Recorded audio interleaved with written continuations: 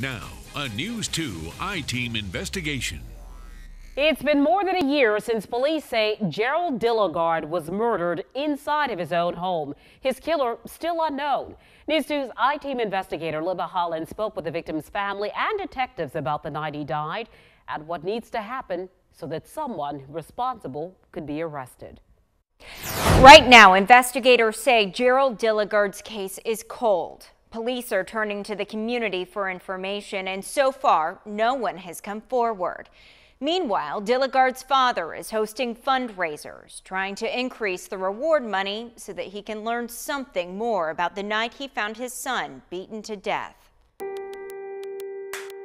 That person needs to be punished. That person needs to be punished for more than one reason. This is the house where Gerald Dilligard lived with his father, Gerald Simmons. His aunt built a memorial outside. And he liked pink. Yes, ma'am. Pink is his favorite color. This is Dilligard's room, where he died, July 2nd, 2016. Leave the light on for him. The light never went off. That night, Simmons says he came home just before 1 a.m., expecting his son to be out with a friend. The two spoke earlier that night about it. He said, waiting on a friend of mine, and I'm going out. I said, well, Gerald, when you go out, give me a call, because normally he called me and said, well, Daddy, I'm going. I'll be back such and such time. I'm going with so-and-so. But when Simmons got home, he noticed Dilligard's car still outside. And when I came in the door, I saw Kevin in the door, and I didn't see him. So I walked around the house. I didn't see him at all. I said, well, let me give him a call. The call went straight to voicemail. Simmons checked his room again, this time through a different door. I came in through this door. As soon as I got right there but with my sister standing there, that's when I saw him on the floor. The room dark and his son a diabetic, Simmons thought he had fainted. Trying to talk to him, revive him. Gerald, son, get up, son. You all right, son? Lift his arm up, his arm dropped back down. Gerald, get up, son.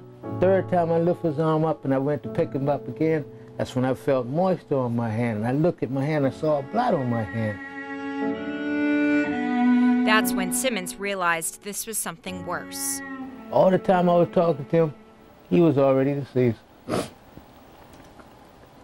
I'm glad I never got to see the last look on his face, because it still bothers me right now to know whenever I walk through this room or I come inside this house, he ain't gonna be able to greet me, or Daddy, where you cook up.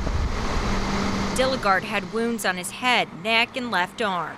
The coroner's office determined Dilligard died from blunt force trauma, but it's not clear if a weapon was used. Somebody did this to Gerald. Somebody knows. Now, Simmons keeps his son's college ID card in his wallet. He says it reminds him of the future that could have been, and his search for the person that took it away. He took Gerald away from his family. He took Gerald away from his dreams, from everything he wanted to be. I spoke with the detective for this case. He says the friend that Dilligard was waiting for never showed up. He also believes Dilligard knew his killer, that there was no sign of forced entry. A neighbor said that they noticed a suspicious car outside the house that night, but investigators don't have a license plate number nor any other evidence that can lead to an arrest. Right now, the reward amount is at $3,000 for information about the murder that may lead to an arrest. You can email, text, or call in completely anonymous tips to Crime Stoppers. In the studio tonight, Libba Holland, News 2. All right, very sad story, Libba. Thanks for that report.